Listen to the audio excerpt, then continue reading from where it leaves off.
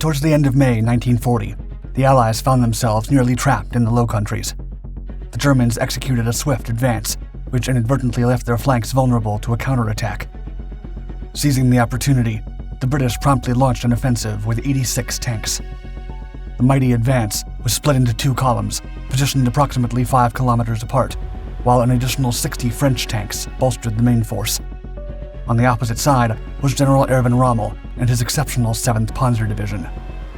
The Allied attack was successful at first. Numerous Germans were taken prisoner, and the British tanks demonstrated immunity to their 3.7-centimeter PAK guns. Overcome with panic, the Germans realized their weapons were ineffective against the enemy armor, prompting General Rommel to muster all available artillery, including a potent weapon, the 8.8-centimeter flak. The combined firepower ultimately halted the British advance and forced them to retreat. But notably, the most lethal German weapon of World War II was not originally intended to be an anti-tank gun at all.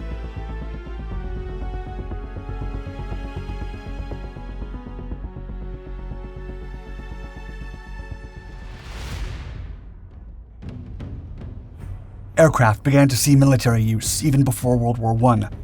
While limited and rudimentary, early aircraft types served in reconnaissance and bomber roles. As the war erupted, aircraft development accelerated with the introduction of new technologies. Innovative designs were created for bombing enemy positions, initially using small hand-tossed bombs, and then more specialized types emerged, capable of carrying larger payloads affixed to their airframes. Despite their moderate effectiveness, aircraft posed a significant threat to military and industrial targets, necessitating the development of ground-based anti-aircraft defenses. Moreover, initial protective measures were simplistic, using conventional artillery guns mounted to enable skyward aiming, which proved crude and ineffective. The chances of bringing down a hostile aircraft were slim, and while being engaged with the Allies on the Western Front, the Germans learned the need for more purpose-built weapons. In 1916, the first trucks armed with 8.8-centimeter anti-aircraft guns appeared on the front lines, laying the groundwork for more advanced gunnery. Respectable firms like Krupp and Ehrhardt, which would later become Rheinmetall, then developed their own versions. And although both models experienced moderate success and saw extensive action in the war's later stages, neither had a significant impact on the development of the legendary 8.8-centimeter flak, a weapon that would ultimately carve out a name for itself.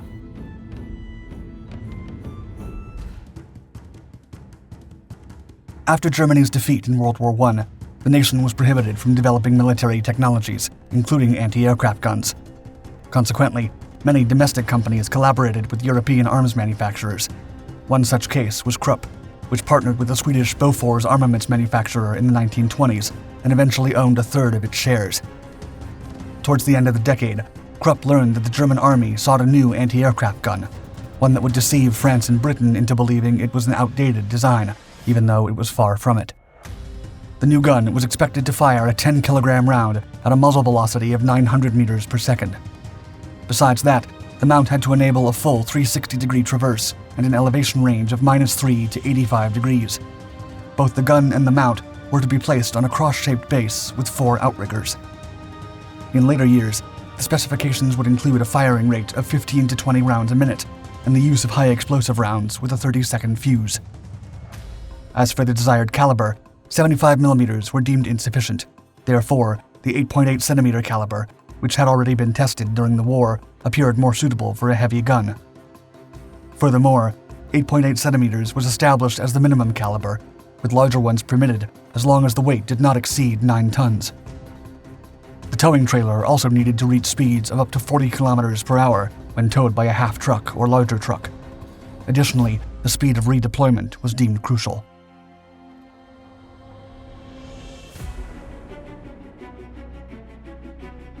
Recognizing that the development of such a weapon could take years, Army officials acknowledged the urgent need for temporary solutions.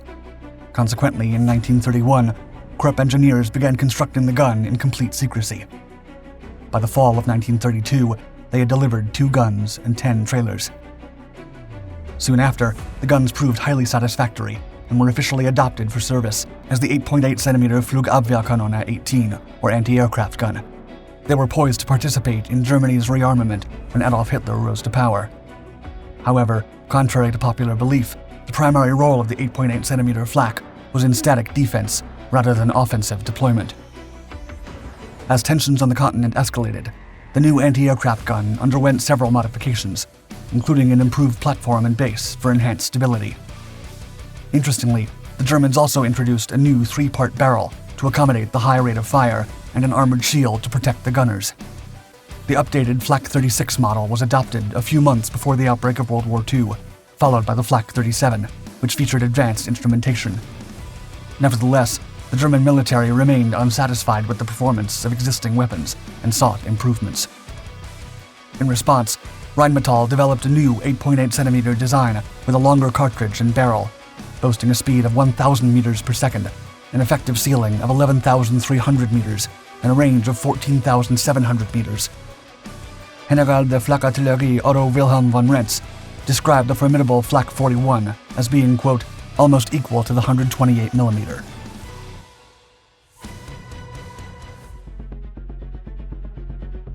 In 1936, a civil war erupted in Spain. The leader of the nationalists, Francisco Franco, was viewed as a potential ally by fascist Germany. Consequently, when he appealed to Adolf Hitler asking for military aid, the Führer was eager to help the Spaniard. At the time, all rebel forces were stationed in Africa, and to Franco's detriment, the Republicans controlled the Spanish Navy. This meant he could not safely redeploy the troops to Spain. Forced to seek foreign aid, Franco turned to Germany for equipment. That summer, 6 HE-51 and 20 Ju-57 aircraft secretly arrived in Spain. This modest fleet would serve as the foundation for the so-called German Condor Legion's air force in Spain during the war. In addition, the German ground troops operating in Spain were supplied with several 8.8cm flaks to arm the F-88 anti-aircraft battalion, which consisted of 2 heavy and 2 light batteries. As fate would have it, from May 11, 1937 onwards, the originally anti-aircraft gun discovered another role for which it would become more renowned. On that day, the flak was deployed against 2 enemy T-26 tanks near Toledo, with strikingly auspicious results. Following the first ever recorded success of the 8.8cm gun against enemy armor, the flak guns were, ironically, extensively utilized for engaging ground targets. After the Spanish conflict, the flak's performance was deemed highly satisfactory, having excelled in ground operations, a completely different role than initially envisioned. With its tremendous firepower and range, some German officers advocated for its use as an anti-tank weapon, most notably General Ludwig Ritter von Einmannsberger.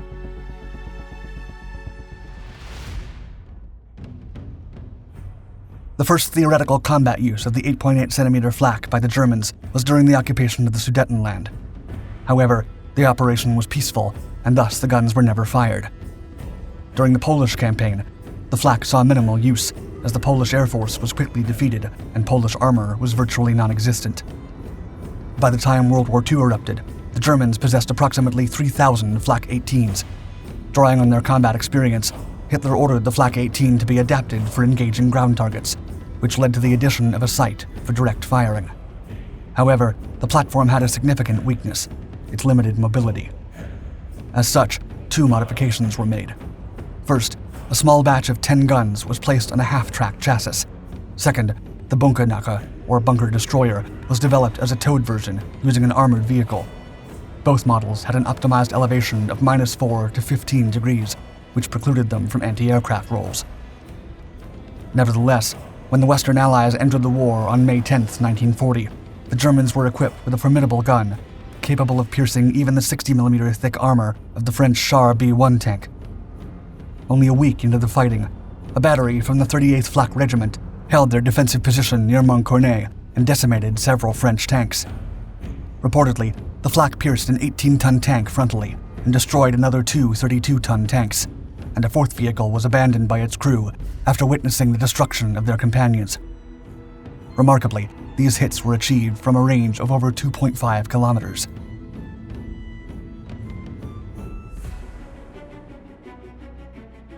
Arguably, it was the African theater where the 8.8cm flak truly shone. Initially, the Germans were not interested in the area, but they had to assist their Italian allies when they failed to conquer Egypt in 1940. That February, the Deutsches Afrika Korps under General Erwin Rommel arrived on the continent. The main firepower was provided by the Panzer III, armed with short 5cm guns, and several Panzer IVs, supported by a contingent of the Flak Regiment. However, Despite their towed anti-tank guns, the Germans were relatively vulnerable to enemy armor. As such, the Flak 8.8 was deployed as a mobile force to enhance their firepower. And what's more, due to the Luftwaffe's temporary air supremacy at the time, the guns could be allocated for various roles. For instance, during Operation Battle Axe in June of 1941, the German Flaks eliminated no fewer than 90 British tanks. 5 months later, the Flak 8.8 destroyed 10 Mark IV cruiser tanks in just 2 days, clearing the path for a German advance to El Adem. However, as the Panzer units repelled the enemy and the Germans and Italians went on the offensive, the Flak battery was left behind and became vulnerable to British attacks. Even so, the 8.8-centimeter guns provided the firepower necessary to protect a gap between the German and Italian units, costing the British 5 tanks, 20 trucks, and several artillery batteries. In return, the Germans lost only 2 soldiers, and another 2 were wounded within an entire month. Ultimately, 19,650 examples were built during the conflict, and the widely used flak became one of the most iconic weapons of the war, even though it was not originally designed as an anti-tank gun.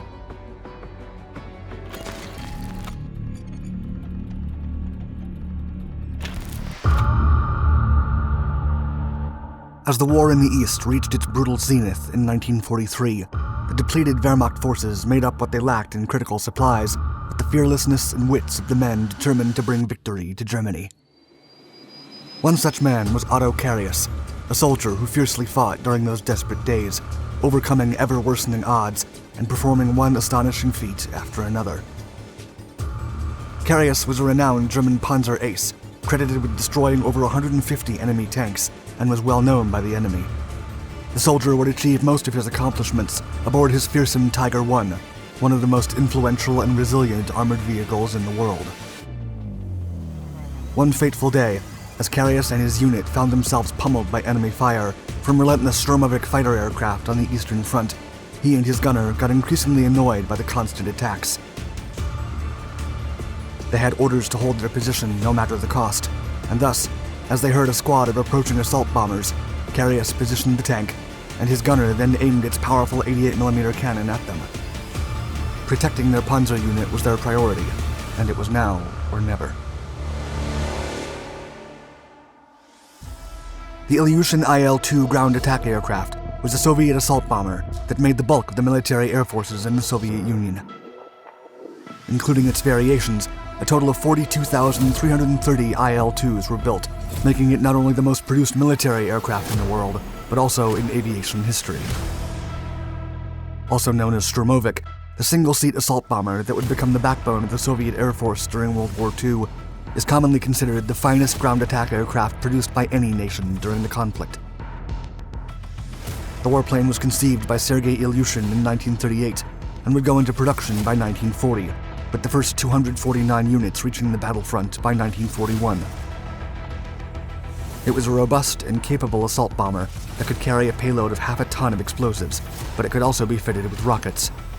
As the war progressed, subsequent iterations took 2 37mm cannons, and a 2-seat version had provision for a tail gunner. In addition, the whole frontal part of the IL-2 was made out of a single armor-plated shell that offered extreme protection to the pilot as he dove in for a frontal attack.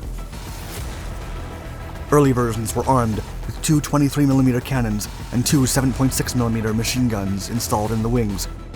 The IL-2's heavy firepower capabilities made it particularly effective at destroying tanks, and its use as a counter to the German Panzer divisions from 1941 to 1943 was crucial in turning the tide of battle in the Soviets' favor.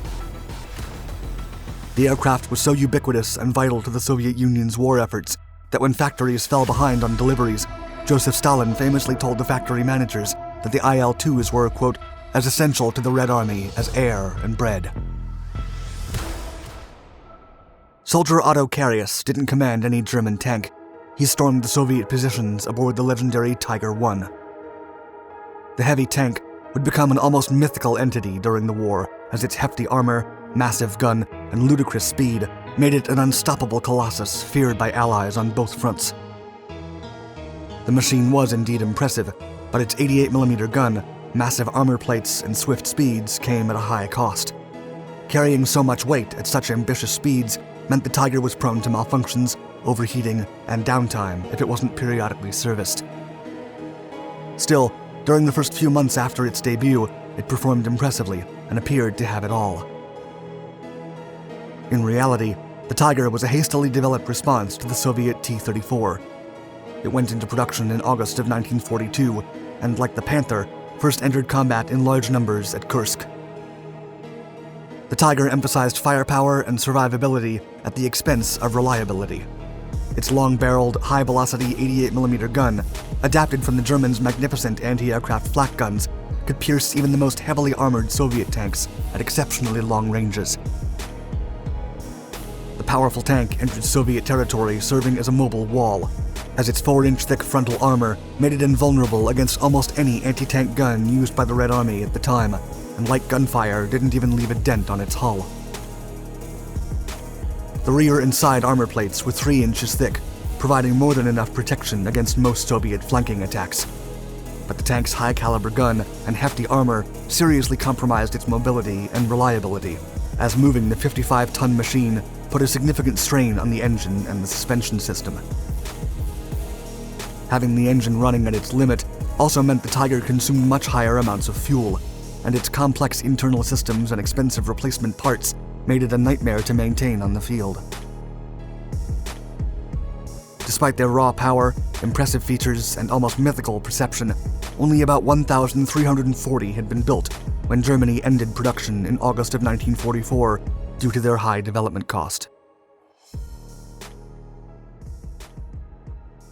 Otto Carius wrote a book titled Tigers in the Mud, the combat career of German Panzer Commander Otto Carius, to pay respect to his fellow soldiers who lost their lives during World War II. He also claims to have used the opportunity to re-vindicate the German soldiers fighting at the front, so newer generations might get a more objective perspective of the German servicemen's experience and realize that, like any other military force, not all members were monsters, and many of them were just carrying out what they were told was their duty.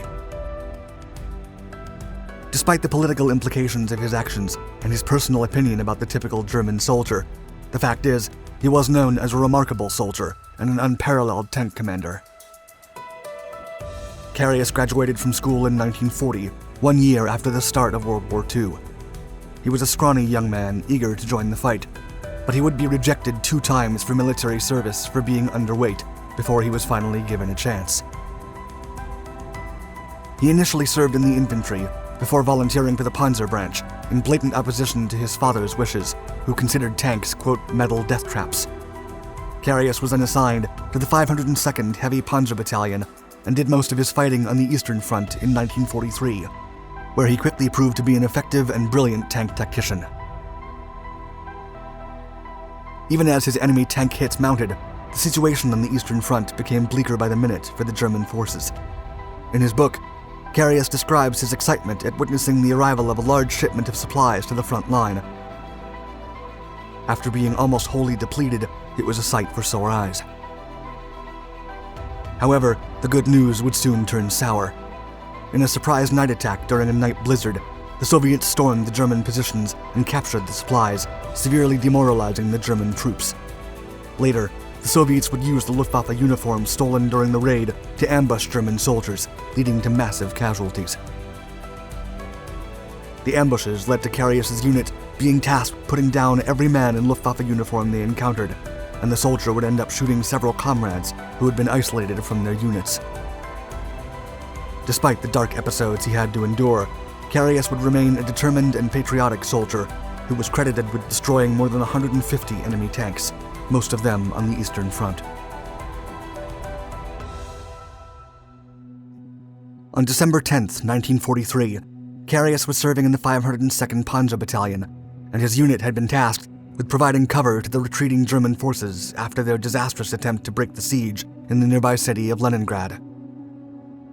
The Panzer platoon, made out mostly of mighty Tiger Is, found itself constantly under heavy Soviet air attack, as wave after wave of Ilyushin IL-2s pursued the fleeting troops and struck the supporting tanks in the area.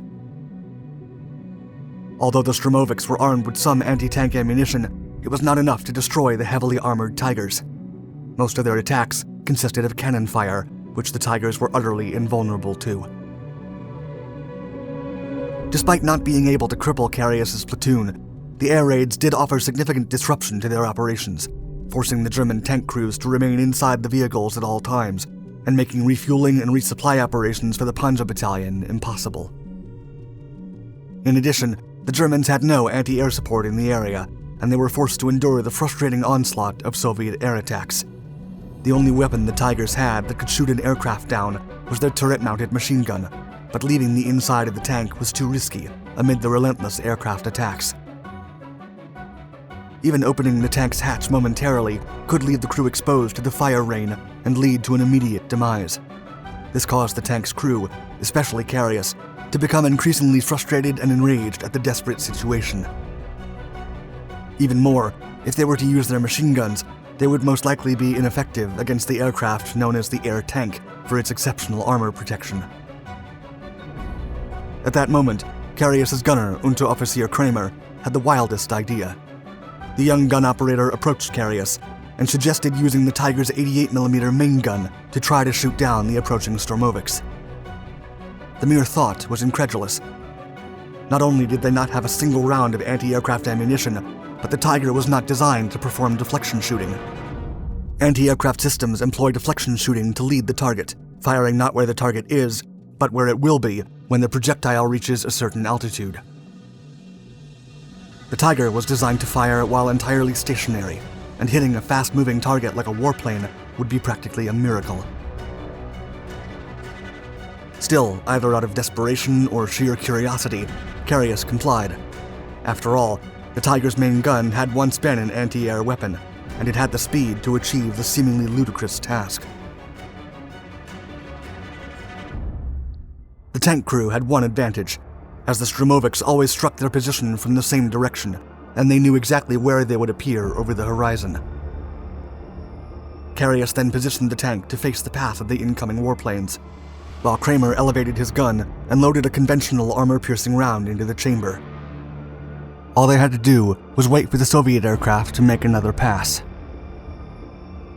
The crew could hear the Sturmovix approaching as they prepared for the fateful moment, and as the warplanes swooped in to deliver their now expected assortment of cannon fire and bombs, Carius gave the order to fire. The blast soared through the air at high speed, but the aircraft had already left the spot when it reached its target altitude. Still, Carius was determined, and they loaded a second round and readjusted their sights. As the enemy assault bombers drew close for a second time, Kramer fired again. The projectile pierced the snowy sky, and just as a formation of Sturmovix flew by, the weapon clipped one of the aircraft's wings, sending it into an out-of-control downward spiral towards the frozen wilderness. The Ilyushin IL-2 plummeted to the ground, leaving a trail of dark smoke behind it, and a huge ball of fire climbed from the tree line well inside German territory as it crashed. The members of Carius's platoon then burst into cheers while others just watched, stupefied, not sure if they could believe what they had just witnessed. Carius himself would call the event, quote, unparalleled on the Eastern Front, and it would come to be one more fantastic story in the remarkable career of the legendary tank ace who destroyed over 150 enemy tanks.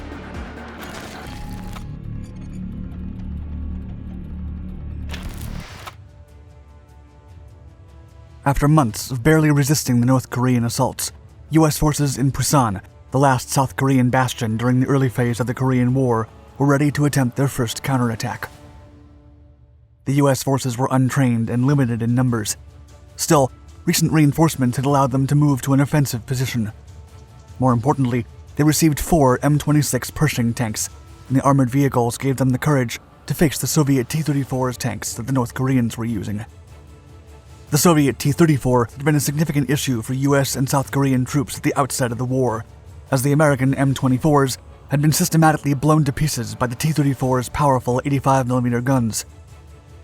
The American forces now prepared to take No Name Ridge, and strategically placed 3 out of their 4 tanks in the middle of the narrow road. If the tanks were destroyed by the T-34s as quickly as their predecessors, at least their burning husks would provide an obstacle for the Soviet tanks. The battle started some distance ahead of the curve where the American tanks sat. U.S. forces clashed with North Korean ones, and soon the colossal Soviet tanks were deployed to disperse the rebellious attack.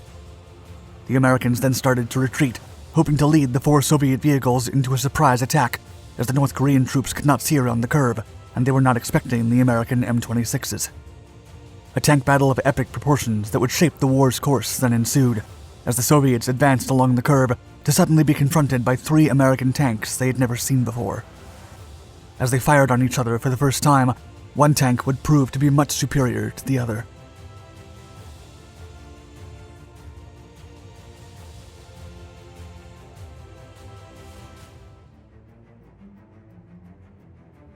North Korea's decision to invade South Korea had been sudden and overwhelming. The South's government and people were not ready for an attack of that scale.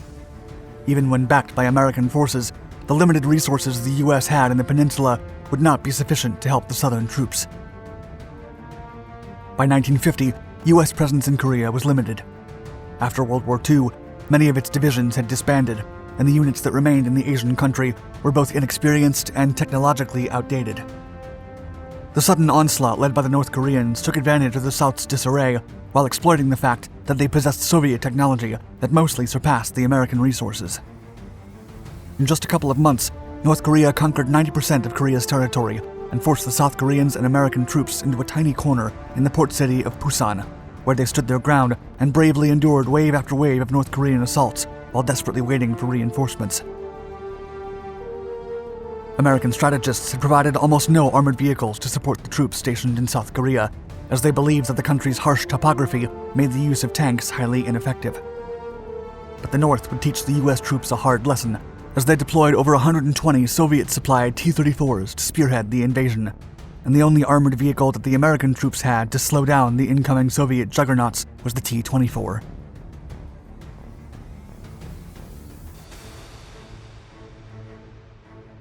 Both the American T-24 and the Soviet T-34 were developed around the same time during the first years of World War II. The 31-ton Soviet vehicle was classified as a medium tank and was equipped with an impressive 85mm main gun. In contrast, the American T-24 was designed as a light armored vehicle, weighing only 18 tons and armed with a 75mm cannon. American authorities believed that Korea's mountainous terrain made it impossible for any relevant tank warfare to occur, and thought that the lighter the tank, the better.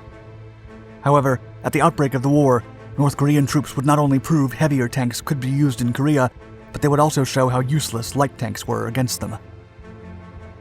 Although impressive for a light tank, the T-24's 75mm gun turned out to be primarily harmless against the 2-inch thick armored plates mounted on the T-34's hull.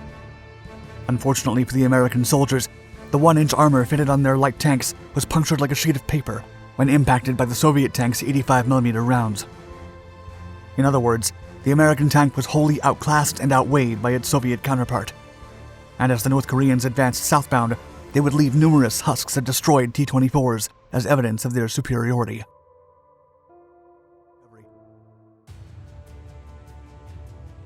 As a whole, America had much more combat capabilities than most Asian countries put together. But in 1950, their troops were dispersed throughout the globe, and they had no way to quickly reinforce their South Korean posts. Meanwhile, North Koreans were advancing south at an alarming rate, and if the American and South Korean troops could not slow down the attack, the entire peninsula could be lost before the US and the UN could reinforce the area. Still, as much as the American troops in Busan desperately needed heavier tank support, the units they needed would take weeks to arrive. However, as luck would have it, just as the 1st Marine Provisional Brigade arrived at Busan to reinforce the scarcely holding defenses, U.S. military personnel uncovered 4 dusty World War II M26 heavy tanks inside a depot in Tokyo. The vehicles were slightly damaged, but repairing them and sending them to Busan would be faster and more feasible than waiting weeks for a tank division to arrive. The tanks were quickly prepared for service to provide a counter to the enemy's T-34s. The 2 armored vehicles had never met in battle before, as their originating nations were allies when they were first deployed. Still, American troops in Busan hoped the M26's 90mm main cannon and copious armor plates would prove a match for the Soviet medium tank.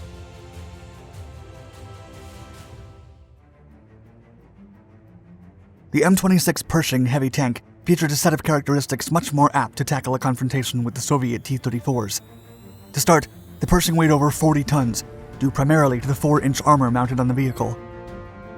The T-34 had double the armor of the M24, but this time the M26 had 2 times the armor of the T-34. South Korean and American troops in Busan hoped the hefty steel plates would be enough to render the T-34's 85mm gun useless. As if 4-inch armor plates weren't enough, the Pershing tanks had been fitted with additional plates in the vehicle's front section, giving them a tremendous advantage when facing other armored vehicles. And on top of that, the American heavy tanks were fitted with a powerful 90mm main gun that seemed more promising than the M24's 75mm cannon. However, not everything was ideal for the American crews manning the old Pershings. The tanks had been hurriedly repaired, and they suffered from constant overheating and many other engine performance issues. In addition to their mechanical shortcomings, the American tanks were cumbersome and slow, making them hard to maneuver and deploy in the rugged Korean terrains. Despite all the Pershing's advantages, the incoming battle was not assured, and if the American troops wanted to succeed in their first attempt at a counterstrike, they had to maximize their tanks' strengths while diminishing their weaknesses.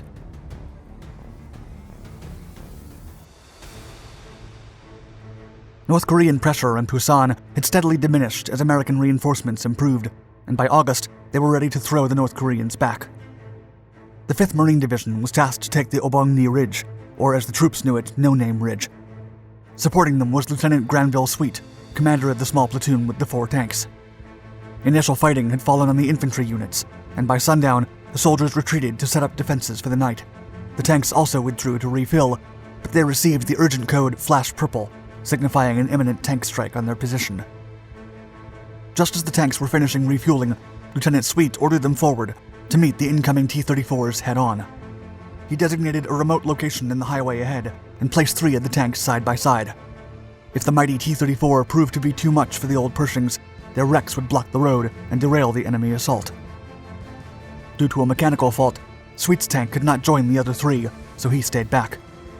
The designated defense location was placed on a curve in the road, and the advancing enemy tanks would be well within the range of the M26s before they could spot them.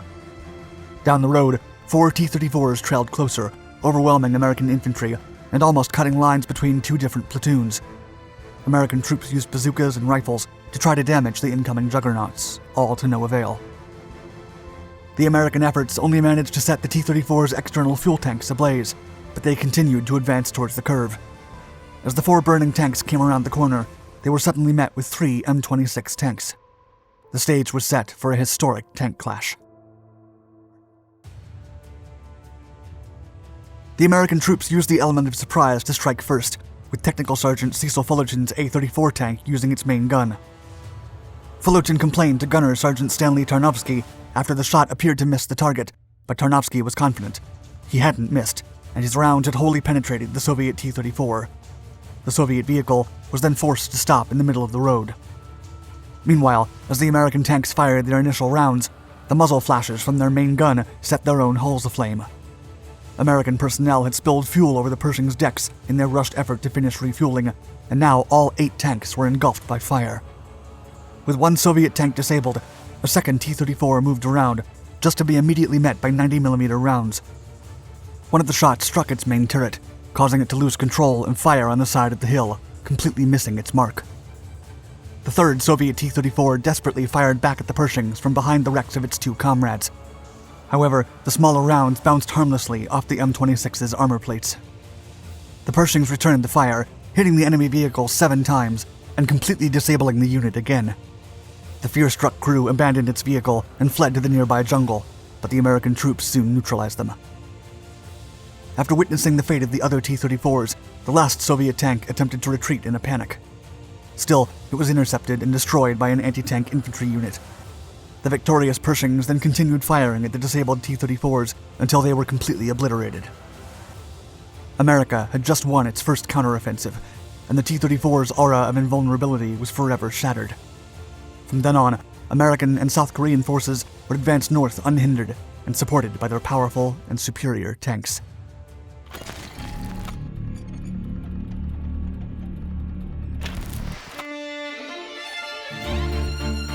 When the German army reached the outskirts of Paris in March of 1918, they unraveled the biggest long-range siege gun ever produced.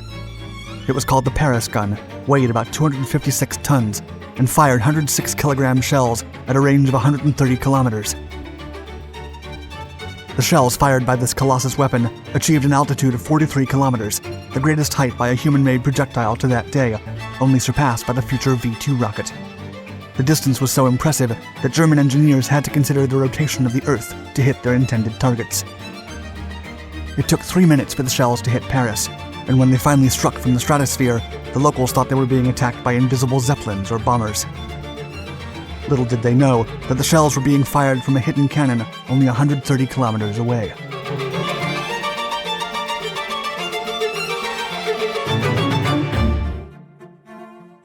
Railroads were of utmost importance for the European powers at the outbreak of World War I in 1914. Besides being the fastest way to carry troops into battle, trains also delivered weapons, food, and other essential supplies for trench warfare. Armored trains also proved their worth at the front lines to defend vast landscapes from advancing enemy armies. Mounted with machine guns and lethal cannons, they became a sight to behold with their thick layers of armor. Germany, France, and England all experimented with different designs of railroad weapons. The French mounted large artillery pieces meant for warships on railroad carriages to transport them from one battlefield to another. They were also emplaced with 200 and 155mm howitzers.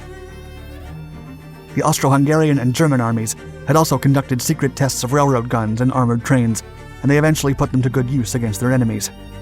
The most famous of these early designs were the Skoda's 305mm Skinny Emma and Krupp's 420mm Big Bertha howitzers. These dinosaur-sized steel monsters were deployed with great success in Belgium and France to pummel enemy fortifications. Big Bertha was a 42cm short naval cannon that was still in the prototype phase when the German army decided to employ it for use against the French forts Pontis and Lausanne in 1914. Other Big Bertha guns were made in the following years and participated in other gruesome battles of the Great War. With every developed gun, Professor Fritz Rausenberger, who oversaw Krupp's development team, kept improving the design of the new and powerful cannons. As the war raged on, the professor began to experiment with different naval guns and railroad mountings to develop a series of long-range naval cannons. For use at the Battle of Verdun in 1916, Rausenberger employed two 380mm Max E guns that shredded the city of Verdun from 32 kilometers away. This led the professor to propose the development of an ultra-long-range gun that could fire 100-kilogram shells at distances of up to 100 kilometers. With the help of Colonel Bauer, the idea was taken directly to Generals Ludendorff and Hindenburg, who immediately approved the project. Rausenberger then started to work on his most ambitious project to date. The German High Command gave Rausenberger and the Krupp team a year to develop the largest cannon ever produced. As they did not have the time to study and produce an artillery system from the ground up, Rausenberger and his assistant, Dr. Otto von Eberhard, concluded that they had to make use of existing naval guns as the basis for their super cannon. Rausenberger proposed to use the 35cm naval guns intended for the Kriegsmarine's Ersatzfreie battlecruiser, as the ship's construction had been suspended in the autumn of 1916 after the Battle of Jutland, and there were 9 new barrels that Krupp could use. The barrels would be filled with a 21-meter-long, 21cm caliber rifled liner with a modified chamber to accept the standard 28cm cartridge case. For a quick replacement of worn liners, they would be rebored to 224 and 238mm. In addition, if the Navy resumed the construction of the battlecruisers, the barrels could be converted back without issues. It was initially agreed that the cannon would have a muzzle velocity of 1,500 meters per second for a 100-kilometer range. However, Krupp received orders to increase the range to 120 kilometers by mid-1917. The upgrade would bring several problems with it. Rausenberger's team had to correct the calculations to find a way of increasing muzzle velocity to 1,610 meters per second and achieve the 120-kilometer range. It was then decided to extend the rifled barrel of the gun with a smoothbore tube for the 24 meters of travel length required to achieve the expected muzzle velocity. The total barrel length was now 34 meters, of which 18 came from the rifled section, 1 from the breech ring assembly, 3 from the chamber, and a maximum of 12 meters of smoothbore extension. Such a large device presented another problem: barrel droop. To straighten out the gun's slender barrels, a suspension bridge-like truss was built to apply tension to the barrel and keep it steady at all times. The gun was then mounted on a special rail-transportable carriage, and it was fired from a concrete emplacement with a turntable. After months of experimentation with different shell designs, the Krupp team settled for shells made of 2 sets of rifling ribs, one towards the front and another towards the rear. Each shell weighed 106 kilograms, had a diameter of 216 meters, and contained 7 kilograms of TNT, roughly 6% of the shell's weight. Upon impact, the shell would explode in a number of large fragments. Although the destruction was planned to be limited, the psychological effect would be greater when used against the enemy. Barrel wear was considerable due to the high pressure and temperature from firing such a high caliber at tremendous speeds, while each shot wore away a small amount of steel from the rifled bore. Consequently, each shell was numbered according to its increased diameter and had to be fired in numerical order to prevent the colossal cannon from exploding. When development finished, the gun was named Kaiser Wilhelm Geschütz, or Kaiser Wilhelm's gun, but it then earned a more iconic name when the Krupp team was told where the gun would be used for the first time. It would be in the City of Lights. In early 1918, the French and British armed forces were exhausted after the brutal combat on the Western Front. Meanwhile, the German Imperial Army was reinvigorated after the peace treaty was signed with Russia, which allowed Generals Hindenburg and Ludendorff to transfer seasoned divisions to the Western Front. The Kaiserschlacht, or German Spring Offensive of 1918, was brutal and effective. Highly trained stormtroopers pushed the enemy beyond the Marne and reached the outskirts of Paris in early March. The Imperial Army then decided to put their new gun to good use and shell Paris from 100 kilometers.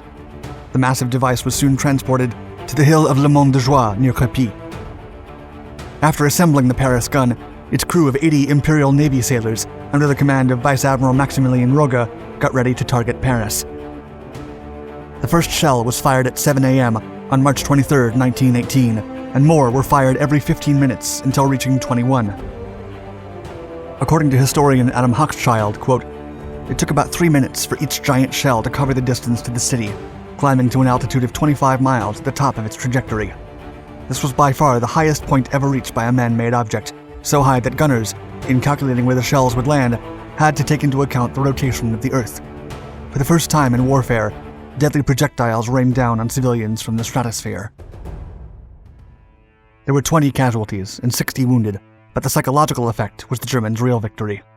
The French quickly began shouting in the streets, and paranoia went rampant throughout the city. No one was safe anymore. As no sound was heard when the bombs hit straight from the stratosphere, the scared locals thought they were being hit by bombers or zeppelins flying above the clouds. Days later, the French authorities began to collect fragments from the explosions, and were baffled when they discovered the Germans had been able to develop a cannon that was pummeling the city from more than 100 kilometers away. However, they were unable to find out where the Paris gun was hidden in the French countryside. Then, on Good Friday, March 28, 1918, a shell struck the roof of Saint-Gervais and Saint-Protais church during the solemn religious service. The roof immediately collapsed, causing 90 casualties and wounding another 70. It became the worst recorded incident involving the Paris gun. By the time the last shell was fired in early August of 1918, the Paris gun had caused 300 casualties and 700 wounded.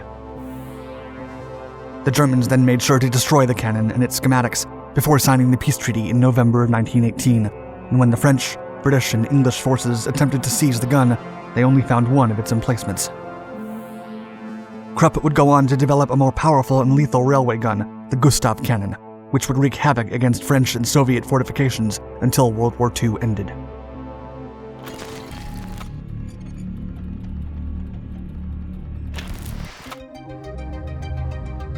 The Bell UH-1 Huey helicopters proved that the concept of air cavalry was feasible during the first days of the Vietnam War.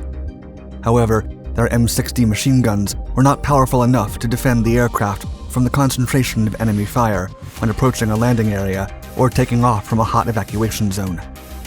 And what's worse, they quickly overheated and were prone to failure.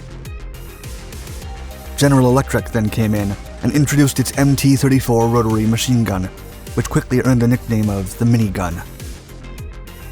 The gun proved so successful at its role that the Army and Air Force began to fit it into other aircraft, such as the Cobra, which had 2 miniguns, and the AC-130, which was armed with 4 and had an astonishing rate of fire of over 14,000 rounds a minute. Chambered in a 7.62mm cartridge and with no risk of overheating, the minigun quickly became the ultimate weapon used to clear the Vietnamese jungle.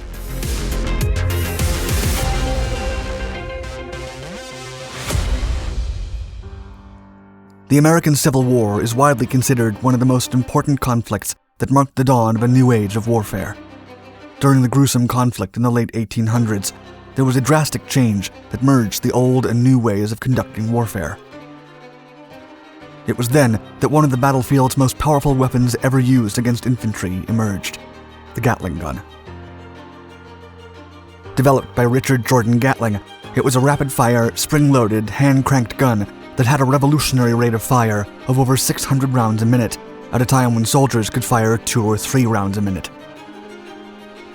The gun was centered on a cyclic multi-barrel design that helped cool and synchronize the firing loaded sequence without overheating issues.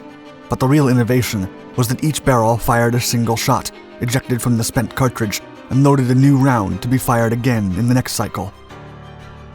The revolutionary gun would also be heavily employed by European colonial armies in Africa and Asia during the Zulu Wars, the Boxer Rebellion, and the American conflicts of Cuba and the Philippines. Then, in 1893, Gatling exchanged the hand-crank mechanism and fitted the gun with an electric motor for automatic fire. This invention bolstered the gun's rate of fire to an astonishing 3,000 rounds a minute. Despite its groundbreaking nature, the U.S. Army did not show interest in the improved electric-powered Gatling gun, as it was more expensive than recoil and gas-operated machine ones. Richard Gatling eventually went bankrupt, as his rotary gun was forgotten and was not even used during World Wars I and II. Nonetheless, with the broad introduction of jet aircraft during the post-war, the U.S. Army would look back into its history to reintroduce Gatling's cannon with an impressive array of upgraded features. Following the end of World War II, the U.S. Army Air Forces became a separate branch of the Army and reintroduced itself as the United States Air Force, or USAF. During the war, the Air Force had learned that German and Japanese aircraft had better range than its fighters due to the use of cannons as their main armament. As such, the branch immediately began considering the introduction of more powerful aircraft guns for use against the first fighter jets.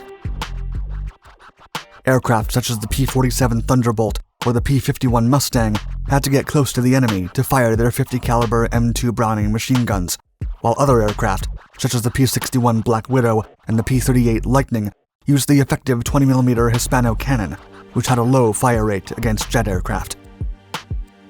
Consequently, the Air Force turned to Gatling's Civil War-era rotary gun.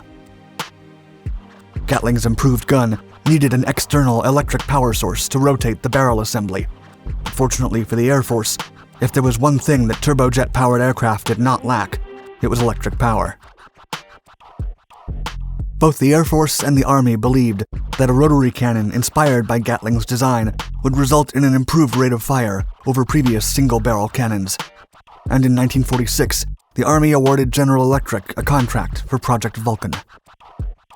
The program's objective was to develop a 6-barrel rotary gun capable of firing up to 7,200 rounds a minute. General Electric and the armed forces settled in for a 15mm caliber for the new gun, and the first prototype, dubbed T-45, was fired for the first time in 1949, achieving a rate of fire of 2,500 rounds per minute. As more prototypes and calibers were tested, the fire rate eventually increased, with the USAF settling for a 20mm cartridge that provided outstanding muzzle velocity, range, accuracy, and damage. This prototype variant, known as the T-171, was eventually redesignated the M61 Vulcan and was introduced as the main armament of the Lockheed F-104 Starfighter. Although the linked ammunition was prone to misfeed, the problem was worked out, and the 20mm M61 Vulcan cannon quickly became the standard armament of USAF aircraft. What's more, the Vulcan cannon would eventually make its way to rotary wing aircraft as the war in Vietnam escalated in the 1950s, and American intervention seemed inevitable. Prior to the French withdrawal from Vietnam, the U.S. supplied the French army with helicopters and other aircraft for use against the Viet Minh.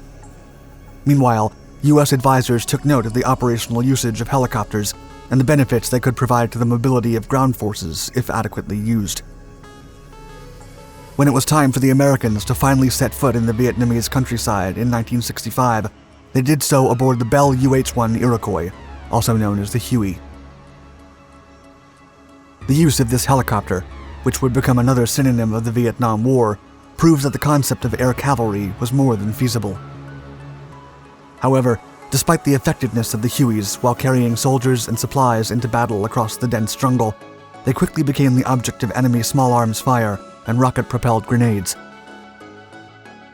Although the Hueys were armed with the lethal single-barrel M60 machine guns used by ground forces, these were not enough to effectively suppress fire while landing or taking off from a hot landing zone, with enemies pouring out by the hundreds from the jungle foliage.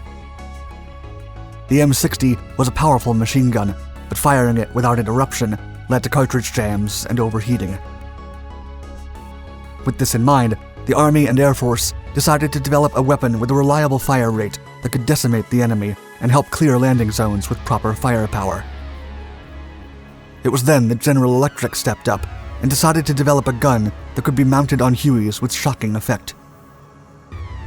As the company assessed its options, it began exploring the possibilities of producing a more compact version of its booming 20mm M61 Vulcan rotary cannon. The aim was not just to reduce the Vulcan's scale, but to increase its rate of fire without any overheating issues. The result was the XM-134 rotary gun, a 6-barrel, air-cooled, electrically driven rotary machine gun that the U.S. Army designated as M134, while the USAF dubbed it GAU-2A or GAU-17A. Whichever the case, GE's scaled-down version of the Vulcan was quickly nicknamed the minigun. The minigun weighed 85 pounds, had a barrel length of 558mm and an overall length of 801mm with its firing mechanism and trigger.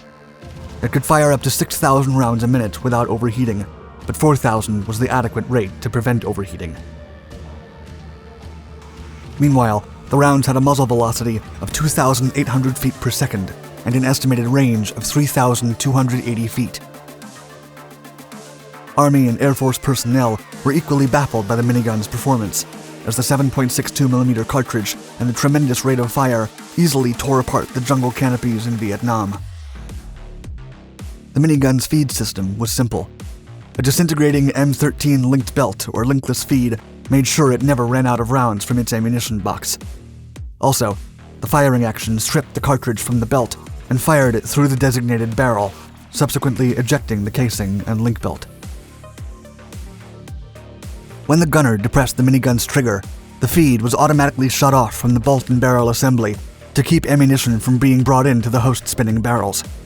This was automatically done to keep both the ammunition and the barrels cool for the following action. Finally, the gun was mounted on Hueys alongside its external power pack to test it during combat.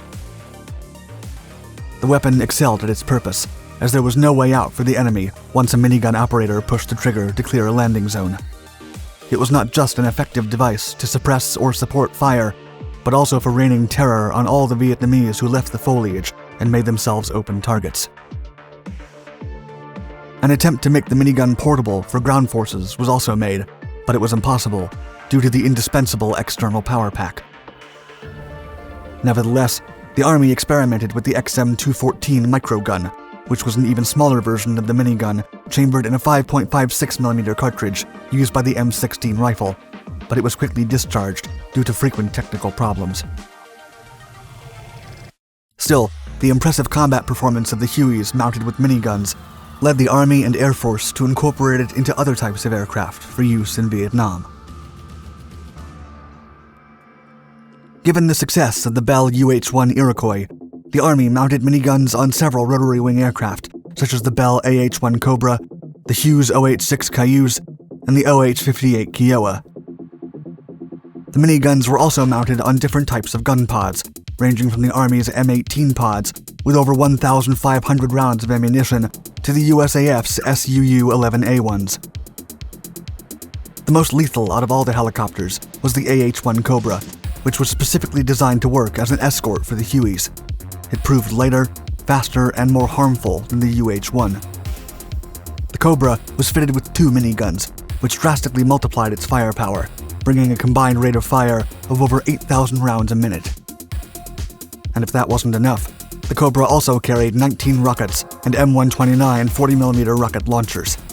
Few Vietnamese survived when a pack of Cobras was sent to clear an area prior to the arrival of the Hueys. Following the success of the Cobra with its miniguns, the Army fitted the OH-6 light observation helicopter with 2 of them.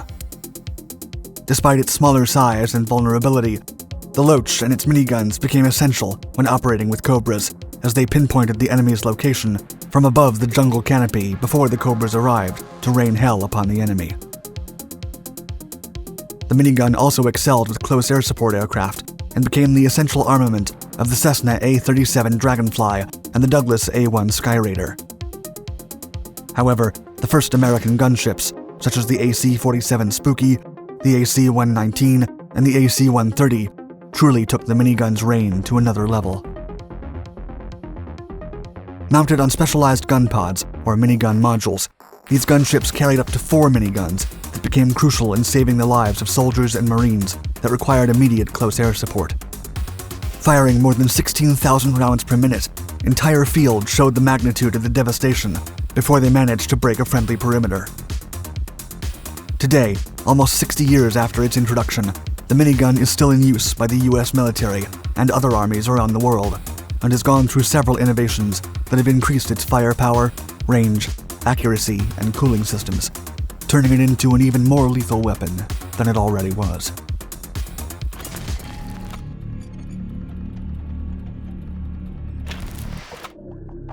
Nine months after British and French forces rolled their tanks onto the Western Front in World War I, Germany readied a wholly new kind of counterweapon.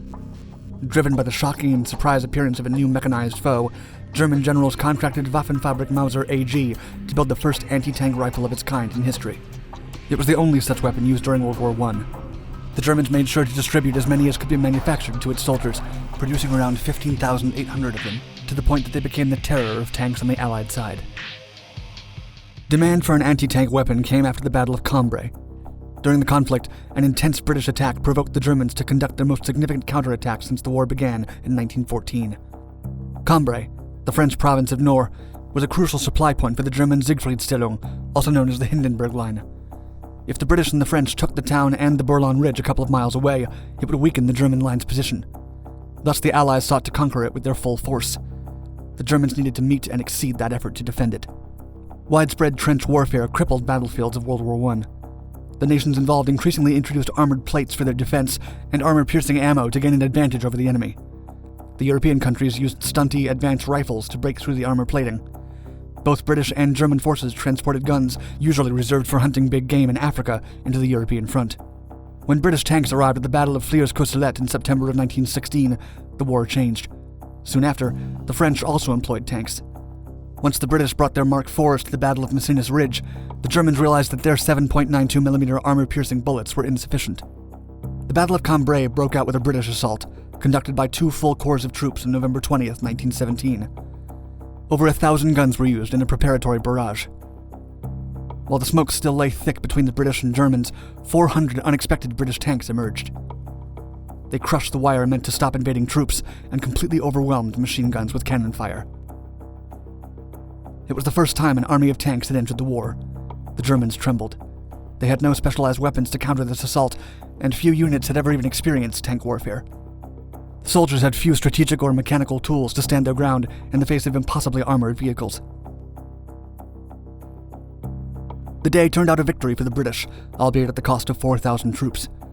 Of their tanks, 65 were destroyed, and 120 were left in atrocious conditions from mechanical breakdowns and getting stuck in shell holes.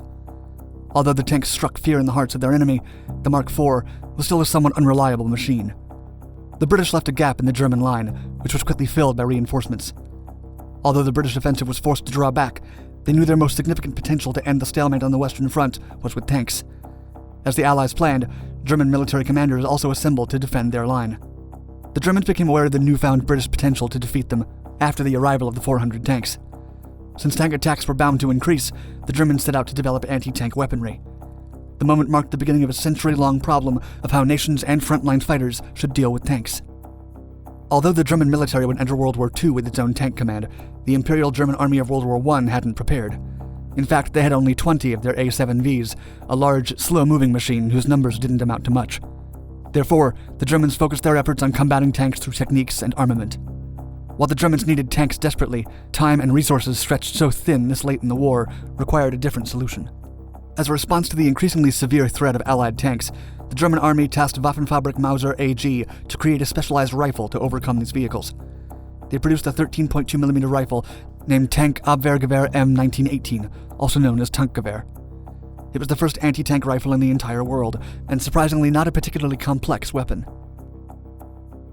Essential was the weapon's upscaled bolt-action rifle, heavily inspired by the Mauser action rifle. A single-shot 13.2 by 92mm Tank und Flieger, or tank and aircraft ammunition weapon, the T-Gewehr was semi-rimmed with a bottleneck cartridge. Its sights projected 500 meters away. The weapon's projectile was encased in a steel barrel.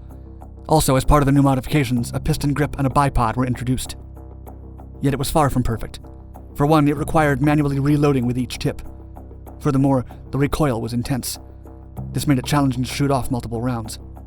While the Tankgewehr was created as a stopgap measure, the initial plan was different. Initially, the Germans wanted a dual-purpose machine gun to go with the Tank und Flieger cartridge. Unfortunately, the proposed weapon was far too complex to be developed in time. So instead, they went with a bolt-action gun. Once these were produced, they were rushed to the front lines. Massive for a rifle, the gun measured in at an impressive length of 66.5 inches, weighing 41 pounds. The pistol grip was operationally essential, but the lack of a muzzle brake and any mechanism to reduce recoil made it a challenge for troops to use.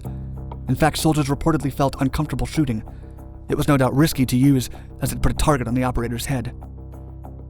There's been some academic and historical debate about the effect and success of the weapon in combat. Claims from wartime reports state that the ammunition of the Tankgewehr was capable of piercing 22mm of armor plating, albeit at close range. Furthermore, the armored plate required a 90-degree angle for optimal results. However, this was rarely the warfighting reality. The presence of spaced armor plating and the slant of most battlefields reduced the weapon's penetrative ability significantly. The gun proved useful in specific ways. Spalling or scabbing the inside of the tank produced casualties, sending shrapnel at the crew. Furthermore, the weapon was capable of carrying ammunition into the tank's internal components. Shooting the engine or electronic systems was particularly useful. The Germans received 2 or 3 of these guns per regiment. The anti-tank rifles were on the front line starting in May 1918. However, they weren't being produced or distributed at an amount that would turn the war in Germany's favor. Nevertheless, by September, the Western Front had around 4,600 Tankgewehrs. The German infantry troops and anti-tank units received specialized training and equipment that summer. Each rifle was operated by 2 soldiers, a primary gunner carrying the gun, and the other burdening the 2 shoulder bags holding 20 of the TUF rounds, as well as an ammunition box that had an additional 72 cartridges. As the weapon was integrated into the front lines, German soldiers progressed with anti-tank tactics, exploiting the powerful rifle to full effect. Since most Allied tanks were slow, they were vulnerable to the combination of rifle shots, bundled grenades, and other charges when support was scarce. Anti-tank teams assembled to hit as many of these weaknesses as possible. The Germans also created the SMK Spitzgeschoss mit Kern armor-piercing bullet, which performed phenomenally at close range. Rounds of the ammunition were distributed to the riflemen of the anti-tank units. Some German machine gun units received a bullet belt or 2 as well. Light artillery and mortars were placed in areas likely to endure massive tank attacks. By the end of the war, Mauser produced over 15,000 Tankgewehr M1918s. Next, the Germans introduced an upgraded weapon to fulfill the anti-tank and anti-aircraft roles as a follow-up to the Tankgewehr. They developed the Maschinengewehr 18 Tank und Flieger, better known in its short form MG-18 TUF. It was a dual-purpose heavy machine gun, designed as the war drew to a close.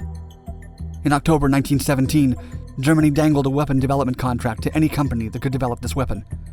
6 companies submitted proposals for an automatic gun that could fire the brand new 13.2 by 92mm SR ammunition, even more effective at destroying armored vehicles.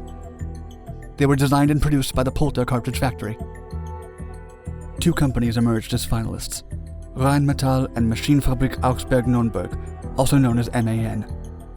Rheinmetall proposed using a top-mounted pan magazine such as a Lewis gun. MAN offered a firearm with an ammunition belt design. After both were tested, MAN's design was chosen by the German army in August of 1918. The resulting MG-18 TUF was basically a modernized version of the MG-08 heavy machine gun, which in turn was based on the Maxim gun. The new gun was belt-fed, operated with a toggle lock, and featured a short recall. It also required water to cool down after heavy fire. Most importantly, it fired the same armor-piercing ammo as the T-Gewehr. The belt had 75 rounds for anti-tank operations, while another 30-round magazine was used against aircraft. The machine gun was set upon a wheeled carriage, requiring a 6-man crew. Although 4,000 machine guns were ordered for production, only about 50 were actually built before the war ended. None were ever used in combat. The design never progressed into mass production after the Treaty of Versailles decimated Germany's economy and prohibited arms production. While the Tankgewehr was the only anti-tank rifle to see action during World War I, other nations still attempted to recreate an even more effective anti-tank rifle. The British worked on the Boys anti-tank rifle, introduced in World War II. Still, no copycat rifles saw the same level of efficacy as the Germans. As winter rolled in 1918, the Allies broke through the Hindenburg Line, using an array of tanks, artillery weapons, and intense infantry assaults. In these decisive battles, supported by the entry of the United States of America, Germany's supply of Tankgewehr M1918 guns was not enough.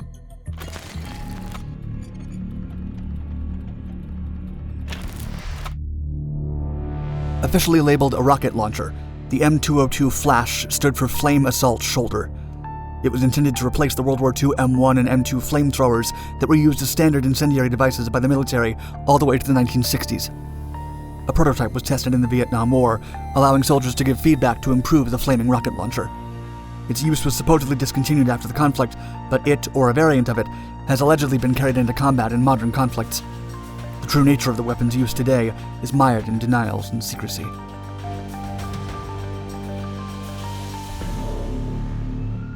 Warfare flamethrowers were first introduced as part of trench warfare during the First World War.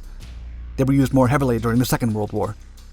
Variants included portable versions, tank-adjacent weapons, and vehicle-mounted throwers. Flamethrower fire was directed primarily against fortifications and other protected emplacements that may otherwise have been impenetrable. Rather than projecting fire in the traditional sense, flamethrowers usually stream a flammable liquid, thereby allowing the flames to be bounced across walls to ceilings. It also allowed for shooting into unseen spaces, such as bunkers and pillboxes. Although many mistakenly believe that flamethrowers have short ranges, modern flamethrowers can actually set ablaze targets that are as far as 330 feet from the gunner.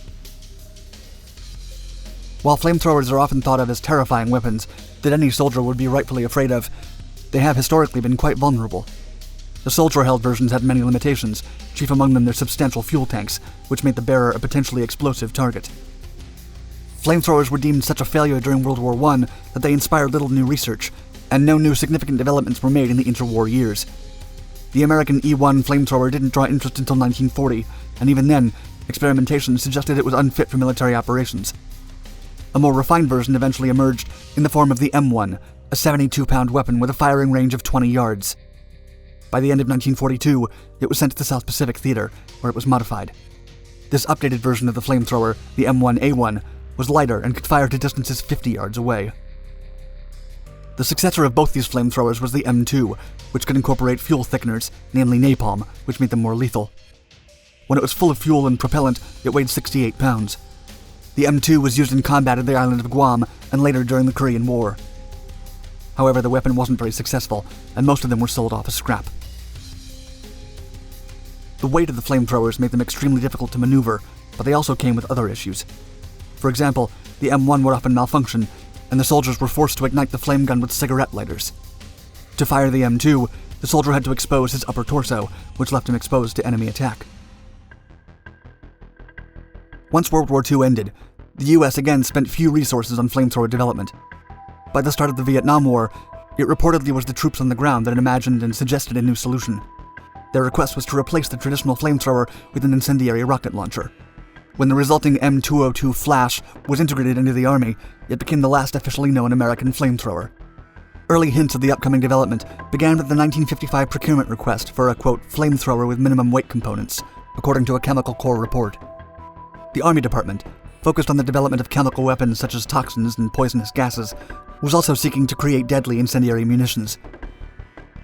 They desired a portable weapon with a single shot that could either be reused or discarded depending on the situation. The project was intended to replace the cumbersome and sizable flamethrowers at the time. When fully loaded, most of them were too bulky to be useful in fierce fighting. Furthermore, soldiers needed to be 200 feet away from their target to get a good shot, which would only last for around 9 seconds before running out of fuel.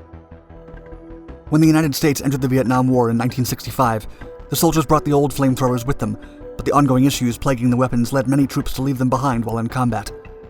Oftentimes, they just became extremely flammable and easy targets for the enemy. Although the flamethrowers could be used to effectively clear jungle paths or eliminate hidden enemies, specially trained flamethrower operators were seen as particularly vulnerable targets to hit. As a result, officers tried to limit how often these soldiers were placed on the front lines. Instead, flamethrowers were deployed behind active combat for terrain operations. They were primarily used to seal up tunnels and bunkers after use, or to form clearings and destroy foliage the Viet Cong could use for hiding. However, acknowledging the tactical advantage provided by incendiary weapons in the dense jungle, American commanders still desired an improved version that their troops could actually use in combat without becoming incredibly vulnerable. In response to their requests, the Army set to work and produced a relatively simple rocket launcher labeled the Multi-Shot Portable Flame Weapon. It was a 4-barrel weapon capable of shooting 66mm incendiary projectiles in rapid succession. The effort was celebrated by many. Army Lieutenant General Frank Mildren stated the following during a debriefing in 1970, quote, "The weapon reflects a radical departure from traditional flamethrowers. It relieves the field soldier from the burden of mixing flame fuels for the weapons. While the improvements were useful, there was much more to be done." The soldiers in the Vietnam War started sending their feedback, and the Army listened. Soon enough, they would have the superior M202 Flash. With the improvements suggested by foot soldiers, the Army was able to declare this new and improved flamethrower an absolute success. And thanks to the on-the-ground testing in Vietnam, they were able to approve and distribute the flame-throwing rocket launcher M202A1 Flash to infantry units. In comparison to its predecessors, the Flash eliminated many of the drawbacks of the old flamethrowers. Most soldiers could be trained to use it, and it had a maximum range of a little more than 800 yards. The substantial increase in range made it much more trustworthy to American soldiers. The M202 was loaded with M74 rockets that were equipped with M325 warheads. The projectiles used 1.3 pounds of triethyl aluminum, a substance referred to by the military as a, quote, thickened pyrophoric agent. Similar to white phosphorus, which burns at 2200 degrees Fahrenheit, it burned at 2900 degrees Fahrenheit when exposed to outdoor air. Due to its aluminum content, it could burn hotter than either napalm or gasoline. Furthermore, the emission of heat and thermal radiation could burn a target without it being in direct contact with the flames. The weapon itself was made with 4 tubes capable of loading the rockets. Its caliber of 66mm was intended to be shared with the anti-tank rocket launcher M72 Law, which meant it could be used as such as well. Interestingly though, no high-explosive anti-tank rounds were ever developed for the flamethrower. To fire the device, it needed to be placed on the soldier's right shoulder. It could be fired from a range of positions, including crouching. A clip held a set of 4 rockets together, which could be introduced at the rear of the flamethrower, making it easy to carry and load simultaneously. According to the troops in Vietnam, the weapon received a rate of a 50% chance of hitting the intended target if all 4 rockets were synchronously fired. At distribution, they were issued on a per-needed basis, in most cases delivering 1 for every rifle platoon. Still, headquarters and the rifle companies could be granted as many as 9. No specialized gunners were trained, resulting in 1 or 2 riflemen receiving them as their standard weapon. One problem it never truly solved was the bulkiness. While less heavy than the M2 flamethrower, it was still somewhat awkward to carry. Due to these issues with weight and reliability, as well as the possible negative public opinion on flamethrowers, the weapon was not adopted for standard use. Many were sent into storage, even as it remains part of the military's arsenal. Unfortunately for fans of flamethrowers, the weapon's success was short-lived. Although there are no international or national rules banning the use of these weapons, the Pentagon mostly abandoned the use of traditional flamethrowers by the late 1970s. The Flash, supposedly intended to be the next big thing in this regard, did not see widespread use after the Vietnam War. Its use in modern conflicts has been repeatedly denied, despite evidence to the contrary. The M202 is difficult to trace in real-world usage, partly due to its fair share of mishaps, partly due to its general discontinuation, and partly due to some secrecy surrounding the weapon. Still, despite denials from the Army, sufficient evidence has been found to support the belief that these weapons have been used during America's War on Terror, including soldier reports from Afghanistan. The majority of fire-throwing launchers and rockets gathered dust in arsenals, awaiting an official decision on how, when, and whether they would be used or destroyed. The M202 Flash enjoyed a longer career in media appearances than it did perhaps as an actual weapon. It was notably featured in 1985 in Commando, held by Arnold Schwarzenegger, among other films and video games. It's believed that many of the weapons remain in storage, and that they may continue to be used along with other experimental projects. As recently as 2004, one was attached to a Talon robot, which is meant to clear bombs. The experiment, labeled SWORDS, standing for Special Weapons Observation Reconnaissance Detection System, was allegedly only a proof-of-concept project. Yet it seems unlikely that the Pentagon will revive the use of flamethrowers in the military, at least for now.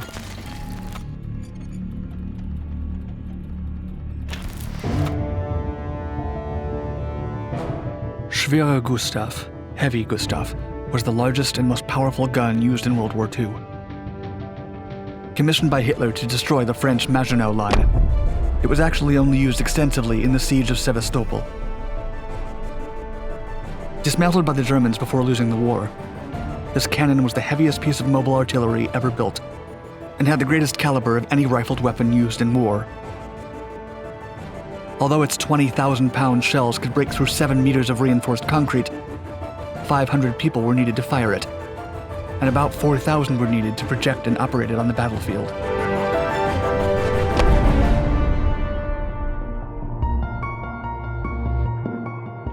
In 1934, Adolf Hitler already knew he would be invading France. The French, however, saw this coming early on, and started building the Maginot Line, a row of fortifications along the Franco-German border, intended to divert any upcoming invasion to Belgium, which would be protected by several divisions of the French army. That way they hoped to avoid replicating the damage and destruction of World War I to French territory. The fortifications included blockhouses, rail lines, and bunkers. The barrier was extensive and comprehensive, seemingly impenetrable. Due to this, Hitler was in need of a new, powerful weapon that could do what no other existing weapon could.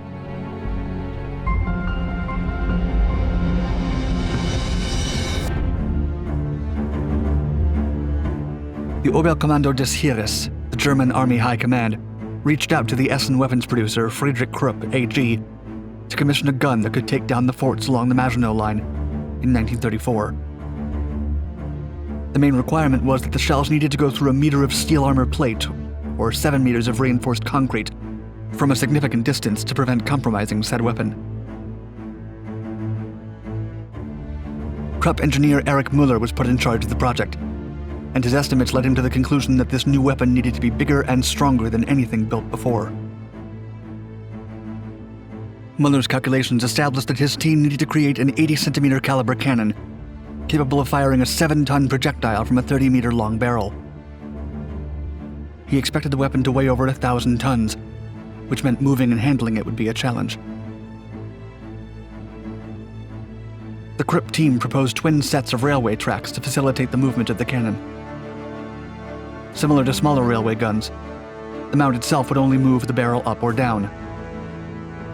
Targeting the weapon would mean moving it along a curve in the railway line. They made plans for different calibers between 85 centimeters and 1 meter, presented in proposal to the Oberkommando des Heeres. Although traditional German weapons manufacturing practices meant that Krupp offered to make the first of these guns for free, with a price tag only added if more were required, the OKH made no official commitment to obtaining it. The project was on standby until Hitler visited Essen in March of 1936 and asked about the feasibility of building the massive cannon. After talks with Krupp, they began working on the design of an 80-centimeter caliber model. The plans were formalized and development began in early 1937.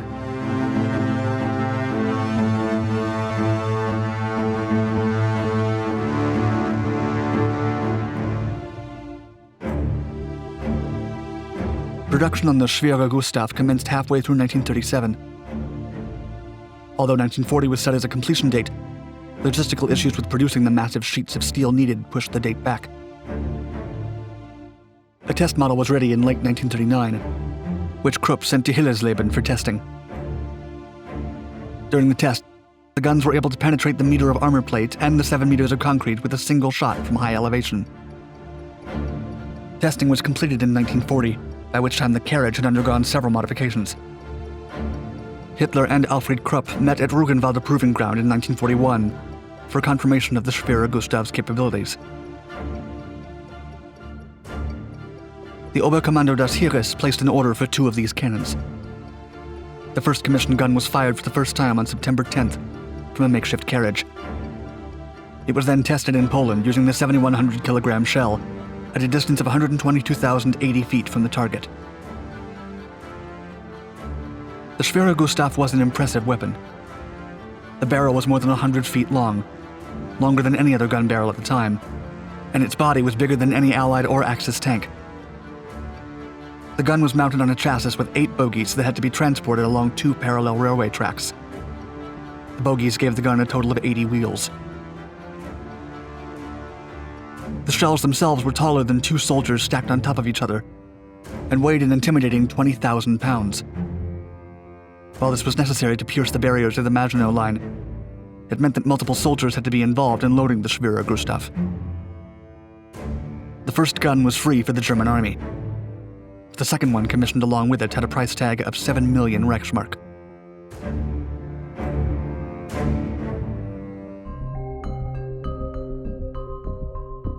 The huge new German cannon was not ready by the time Hitler needed to break the Maginot Line, so his army had to take France without using it. Despite his previous belief that an extraordinary weapon would be needed for that conflict, the Germans took over France with relative ease, because the German troops overwhelmed the defensive troops. Even though the original goal of the Schwerer Gustav had been accomplished without it, Hitler still wanted his new toy to be used in the battlefield. He saw the siege of Sevastopol as an opportunity to use it and display its grandeur before his enemies. The heavy artillery unit E-672 was sent to Crimea along with the railway gun. The train carrying the weapon itself was 25 cars. In early March, the train reached the Isthmus of Perekop, where it waited until April while the special railway for the gun was built. In April, the Schwerer Gustav was placed on the new tracks, going from Simferopol to Sevastopol. The gun was successfully used at the siege, its first time in combat. It took 5 weeks to get it into firing position, with input and assistance from 4,000 people. It began shooting on June 5th, with 500 soldiers participating in the firing process. By the time Sevastopol fell on July 4th, the city had been destroyed. The Schwerer Gustav had fired 48 rounds. It shot at several valuable targets, including a munitions depot 98 feet underground that collapsed due to the shot. The barrel ended up in a precarious state due to its continuous use since testing. It was sent back to Essen, and the gun received a spare barrel that had been kept in the train. Soon after the battle was won, the huge railway cannon was dismantled so it could be transported. The German army had it sent to the north of the Eastern Front so it could be used against Leningrad in a planned attack. The Schwerer Gustav spent the winter near the Soviet city. Before it could be used again, the attack was called off.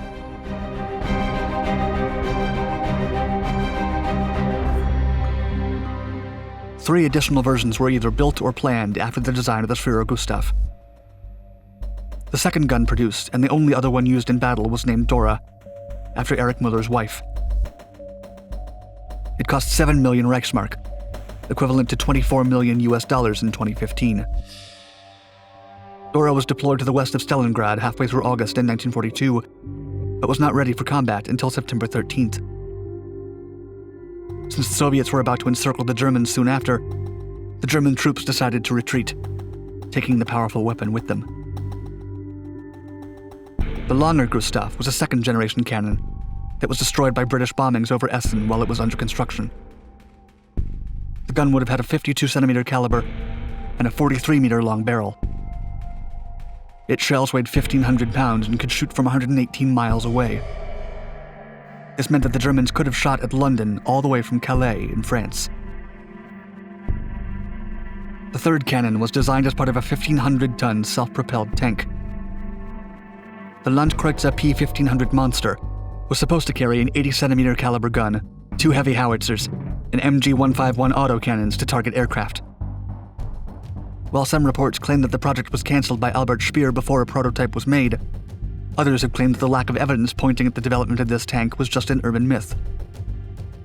If it were real, and it had been built, the tank would have been 500 tons heavier than the heaviest tank ever built, the Panzer VIII Maus.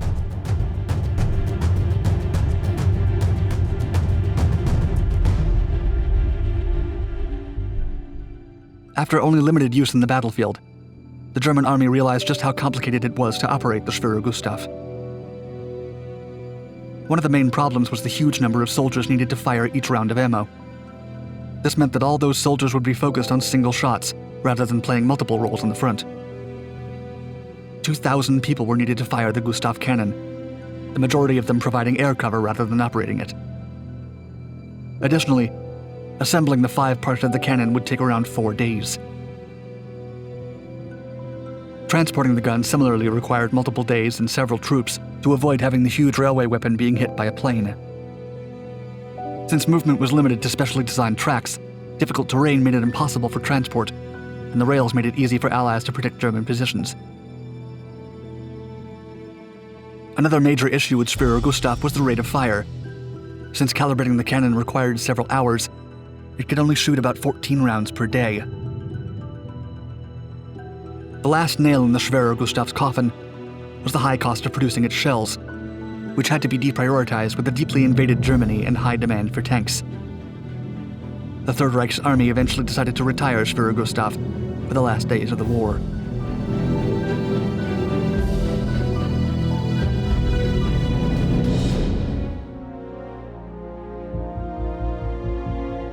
By April 14, 1945, the Soviet Union's Vienna offensive had been successful, and it was evident that American troops would soon be taking over the country. That same day, the leadership in charge of Speer Gustav decided to dismantle the cannon to prevent the Allied forces from capturing and using it. The weapon's ruins were found on April 22nd in a forest area near Auerbach and Chemnitz. After being studied by Soviet weapons specialists, it was sent to Merseburg and subsequently lost. Dora was destroyed on April 19th, and the ruins were discovered by American troops. Today, part of those ruins are housed in the Dresden Military History Museum of the Bundeswehr.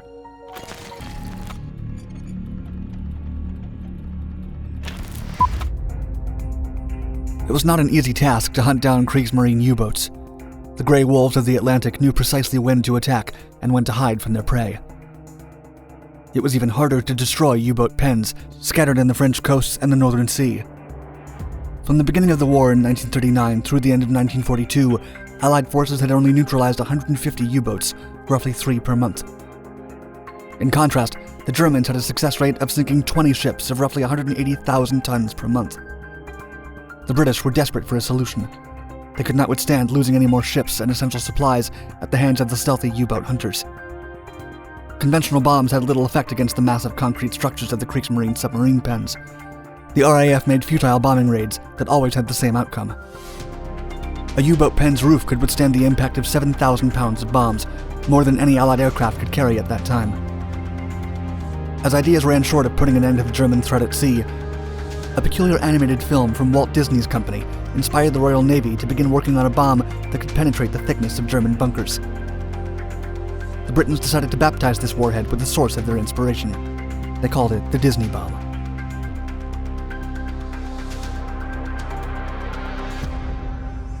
After war broke out with Japan in 1941, the Walt Disney Company, under U.S. government directives, began creating animated shorts whose purpose was to appeal to American patriots to enlist and join the war effort. Other production companies, such as Warner Brothers Animation Studios, also created war cartoons. Through a collaboration with the U.S. Army Signal Corps, they made Private Snafu, a series of cartoons aimed to educate and boost morale among the soldiers. The character became one of the most beloved and well-known cartoons created during the World War II era. Many of these shorts were transmitted in Allied camps across the barracks of Europe, Africa, and the Pacific. In such videos, just like posters, magazines, and other media content forms, the Axis were portrayed as savages and purely evil. The Axis, in return, did the same. It was standard war propaganda at its finest. And it was from one of these types of shorts from which a group of Royal Navy officers got the idea of developing a revolutionary bomb. The film in question was called Victory Through Air Power, released in 1943. In the animation, a fictional bomb penetrates a thick concrete German bunker with ease. It explodes in a U-boat pen, dealing the Germans a heavy blow. It's said that after watching the film, a group of Royal Navy officials had a eureka moment and decided to create such a bomb, if it was possible, with the technology they had at the moment. They called this imaginary bomb the Disney bomb. Since there was no weapon capable of blowing up U-boat pens, the British Army was desperate to develop anything that could give them the advantage against the Axis. Germany's fortified bases and U-boat pens were scattered all over northern Europe, built with more than 5.7 million cubic yards of concrete. These pens were part of a series of fortified defenses the Third Reich created to guard Europe against an Allied offensive. It was called the Atlantic Wall. Royal Navy officer Captain Edward Tyrrell is considered the visionary of the Disney bomb. He was part of the Directorate of Miscellaneous Weapons Development when he got the idea with the other officers. Tyrrell filed several patents before the war as an inventor, including a vegetable peeling knife and a bottle for fountain pen ink. He had a sharp eye for creating things that had immediate use in response to a solution. The Disney bomb was one of them. Such a bomb was born with a particular purpose, the destruction of concrete bunkers and submarine pens. It was going to be able to penetrate up to 50 feet deep into any fortified objective. To achieve this, Tyrrell designed the bomb according to Isaac Newton's approximation of impact depth equation. Also known as Young's equation, this principle established that a long and slim projectile of high density striking an object with a fast velocity will have a higher penetration capability. Members of the British Admiralty were appealed by the idea. Still, the proposal had to convince the Ministry of Aircraft Production, as it was also in charge of weapon production. The Road Research Laboratory provided Captain Tyrrell with U.S. data on 381mm shells' performance against reinforced concrete. This helped him expand his studies of the bomb density and speed required to fulfill the bomb's penetration. Tyrrell visited Churchill's scientific advisor Lord Cherwell to convince him of his project. He wanted to prove that the bomb could finally help put an end to U-boat supremacy in the Atlantic, but illness had left Churchill incapacitated. In January 1944, months before Normandy's invasion, Churchill finally expressed his approval for Tyrrell's project. He encouraged the U-boat committee to approve the bomb. Many officers supported the idea. Some even said, quote, "It will be a game changer for complete sea dominance." It was true. The U-boats were the only thing that stopped the Allied forces from complete control of the seas. Tyrrell was approached by the Air Technical Section of the U.S. Air Corps to further take his project. He showed the Admiralty a mock-up under the wing of an American B-17 Flying Fortress. It was May 1944, and all the attention was focused on D-Day and Operation Neptune. It would not be until 1945 when the Disney bombs would show their power. The Disney bombs were a British invention, but they would only be used by the U.S. Air Force. No RAF Bomber Command ever used them during the war. The project was part of the exclusive cooperation agreement between the U.S. Air Force and the British Royal Navy. The B-17 Flying Fortresses were the only aircraft capable of carrying such bombs. The B-17s carried Disney bombs in pairs. As they were too big for the bomb bay, one had to be carried under each wing.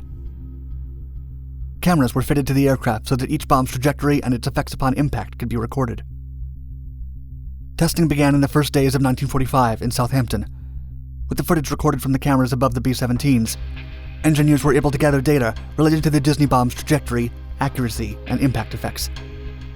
Calibrations were made to increase the accuracy and the flight path of the rocket-accelerated bomb. To increase the speed and thus impact the rocket's power, the Disney bomb was upgraded.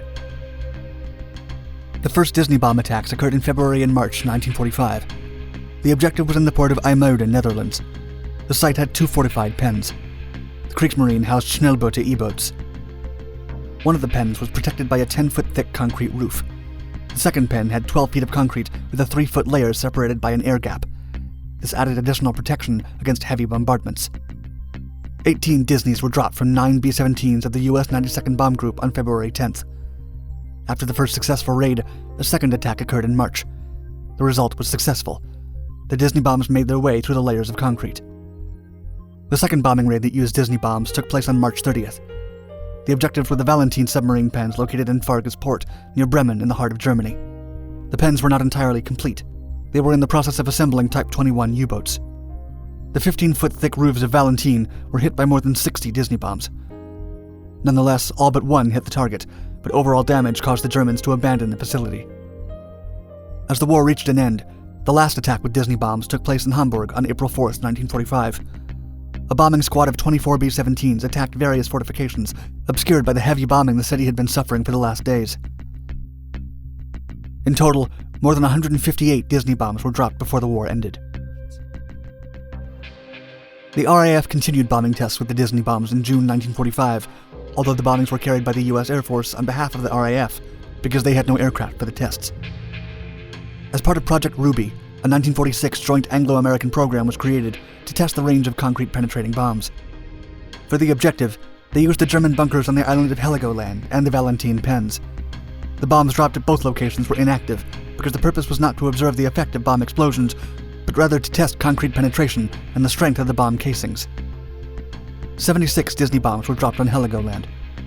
They were loaded with different explosive charges, such as shellite, RDX, and TNT. At Valentine, 34 Disneys were dropped, with 12 of them inactivated and the remaining 22 with the rockets firing. The average penetration performance of the Disney bomb was 14 feet 8 inches of concrete. The maximum penetration achieved was 16 feet 8 inches. One bomb penetrated the Valentine's concrete roof and its 3-foot-thick concrete floor.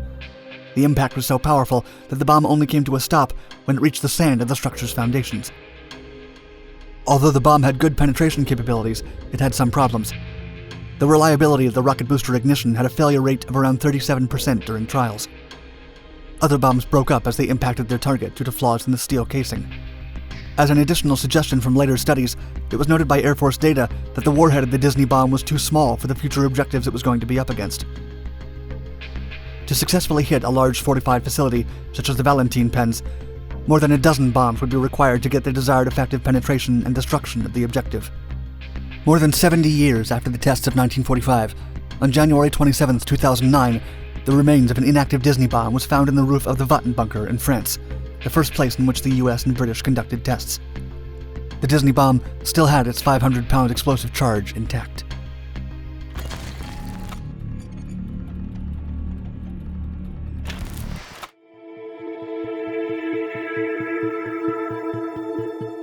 The American Sidewinder missile was unlike any other at the time. The Soviet Union and China envied the weapon's capabilities, as it allowed a US-armed Taiwan to successfully take down MiG fighter aircraft by the end of 1958. However, their jealousy did not last long, after one of the American-made missiles failed to detonate when it met a Chinese plane. Safely lodged intact and sticking out of the fuselage, the Sidewinder would soon be delivered to the Soviets. By reverse engineering the weapon, the USSR would make it accessible to the Warsaw Pact, enraging the Americans. Not content with their initial intellectual theft, the Soviets would later launch a daring espionage mission to avoid inventing upgrades to the missile themselves.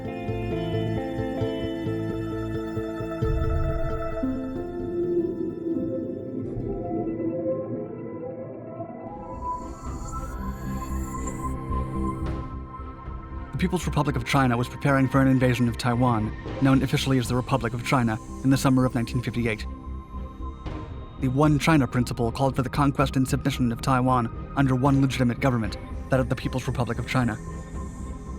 In that spirit, the government ordered the People's Liberation Army Air Force to obtain absolute air superiority over several islands close to the mainland that were still under Taiwanese control, particularly in Quemoy and Matsu. Despite their best efforts, the communist country ultimately failed to absorb these areas. As the People's Republic of China began its attack in August of 1958, the United States decided to assist and re-equip multiple squadrons of the Republic of China Air Force with North American F-86 Sabres, the first American swept-wing fighters. Each time the communist nation sent its fighters and bombers, the nationalist Taiwanese responded with interceptors. The destructive air clashes that resulted became part of what is known as the Taiwan Crisis. Intense air battles raged in the sky over Fujian province from July to September of 1958. Despite being outnumbered, the Taiwanese pilots were managing multiple kills for every loss. Still, they had almost no way of attacking the MiG-15s provided by the USSR to China, since they operated beyond the maximum ceiling of the Sabres by several thousand feet.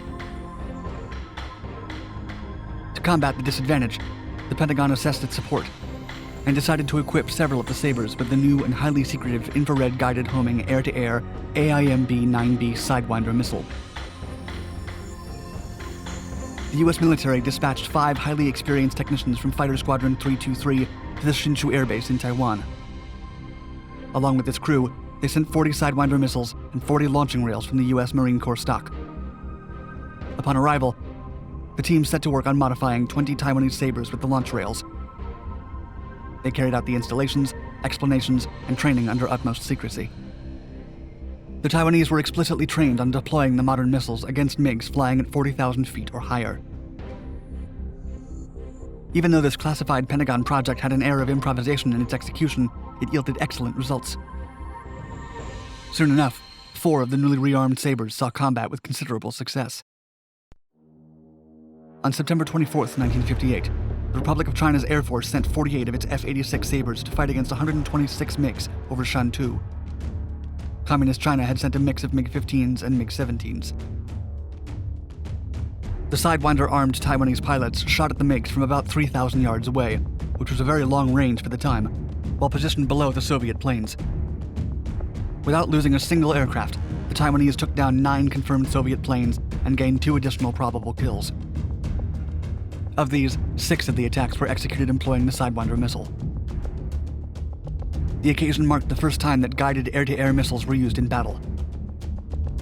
Throughout the Taiwan crisis, the People's Liberation Army Air Force sent 691 combat planes to the war zone and flew over 3,700 sorties. The People's Republic of China reported 13 air battles with the Taiwanese. By the end of the conflict, each country counted a different list of losses and kills. According to Communist China, they had lost 5 planes and shot down 14. According to Taiwan, they had lost only 3 planes and shot down 31 or 32. Either way, the Taiwanese fired 6 Sidewinder missiles, 4 of which scored hits.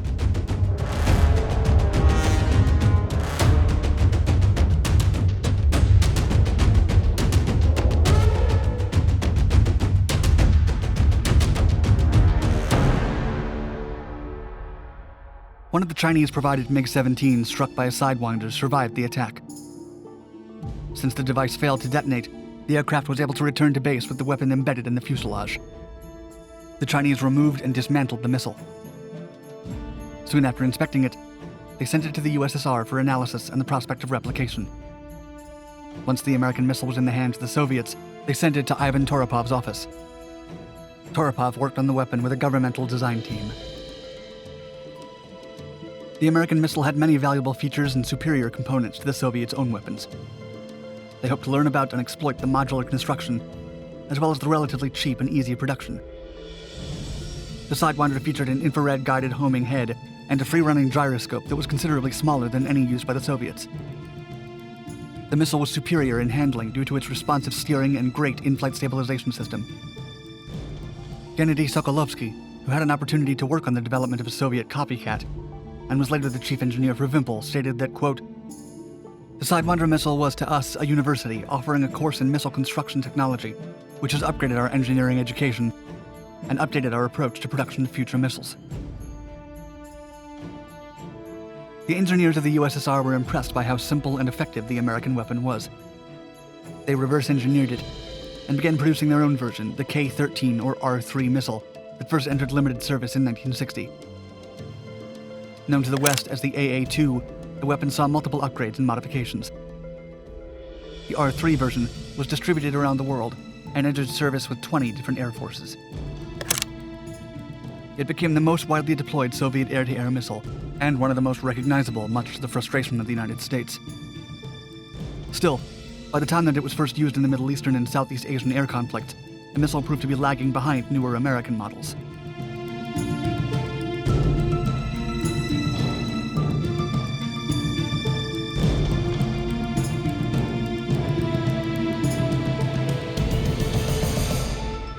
After the Soviets successfully reverse-engineered the American missile, they gave back to the Chinese by offering them the design and technical details of the K-13, along with the details of the MiG-21 in 1962.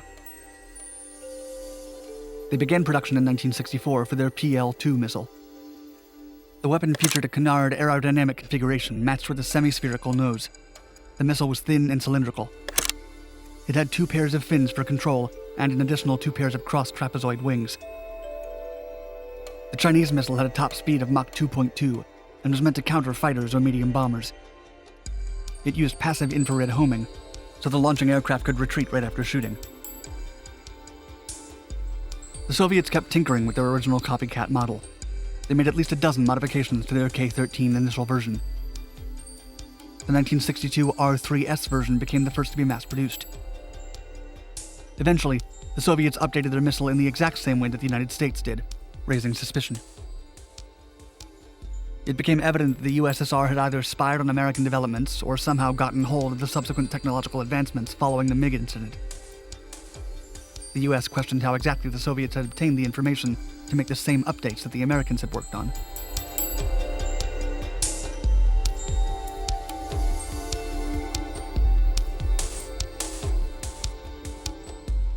Colonel Stig Erik Konstans Wennerström, a Swedish Air Force officer, was the first suspect of the technology theft. During the 1950s, he gave the Soviets several Swedish air defense plans and turned over documentation on the Saab Draken fighter aircraft project. He worked as an attaché in Washington, giving the Soviets access inside NATO, Sweden, and the United States. The Swedish security service had flagged him since the 1940s as a probable spy for Germany, but they could not prove their suspicions in a court of law. Since Sweden acquired the US missiles Sidewinder, Falcon, and Hawk in 1959, and Wennerström had access to air bases, he became a natural suspect. The counterintelligence operation that finally caught him red-handed in illicit activities involved a household maid secretly recruited by the Swedish security service. She found several rolls of film in the attic that Sweden would later collect. On June 30th, 1963, he was arrested while heading to work at the Ministry for Foreign Affairs. His trial began almost immediately at the security services facility in Kungsholmen. It took a few days and several attempts to develop the film rolls found in his attic, but once they were revealed, Wennerström was confronted about them. He'd collected thousands of photographs of highly classified and sensitive material. The Swedish authorities estimated that he had provided the Soviets with around 20,000 pages of secret documents over 6 years. He had leaked strategies, the location of secret military facilities, details on radar defenses, and mobilization plans. Confronted with proof, he admitted to 160 instances of espionage against his nation. American Secretary of Defense Robert S. McNamara addressed concerns that the Swindler leak may have originated with Wennerström by revealing, quote, "It is possible that he received certain information regarding designs of U.S. weapons." People around Wennerström had failed to notice or suspect that anything was amiss with the Swedish officer. The only suspicious statement acquaintances could recall was when he apparently said, quote, "There will be 1.5 world languages, and English will be the half. The dominating language will be Russian. We might as well face the truth." He made this pronouncement at a dinner party with an air of defeat that made everyone present believe he was not content with his own assessment of global development. He was sentenced to life in prison for his espionage, which then got reduced to 20 years. He only served for 10, as it was customary in Sweden to release prisoners once they served half of their time.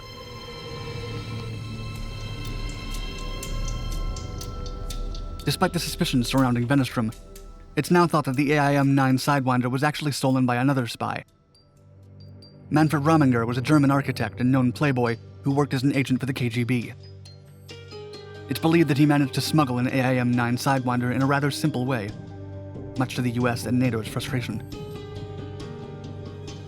Polish concentration camp survivor and locksmith Józef Lenowski was living in West Germany in 1951.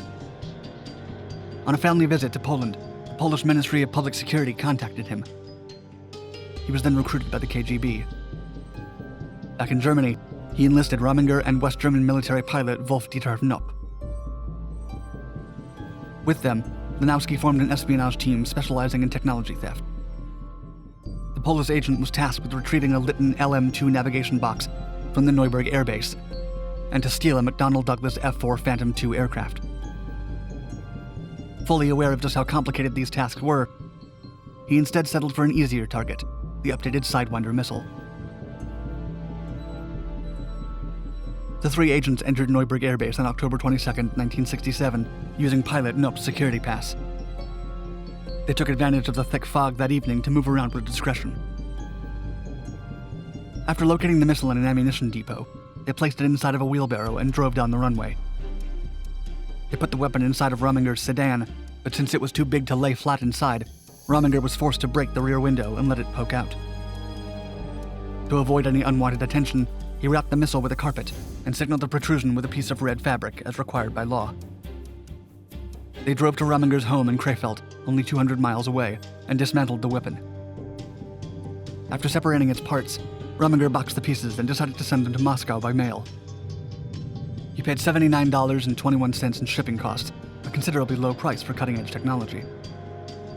The package was shipped from Dusseldorf to Copenhagen, and Rominger boarded the plane to make sure the package continued on to Moscow. Despite his precautions, a simple error saw multiple crates returned to Dusseldorf.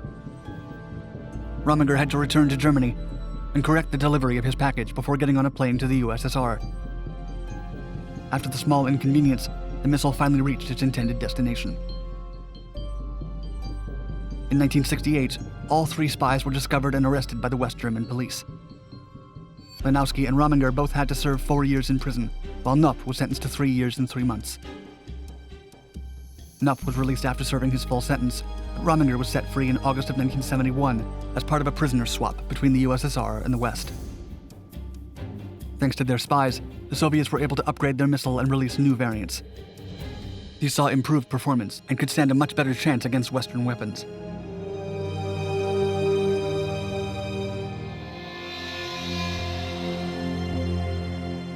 The team at Wimpel began their own work on ambitious updates to the Soviet missile throughout the 1960s.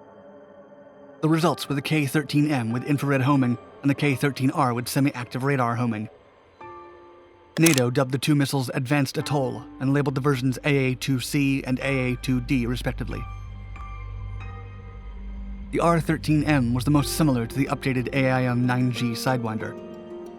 It featured more propellant and therefore more extended range, a new proximity fuse, improved maneuverability, and a sensitive seeker head cooled by nitrogen.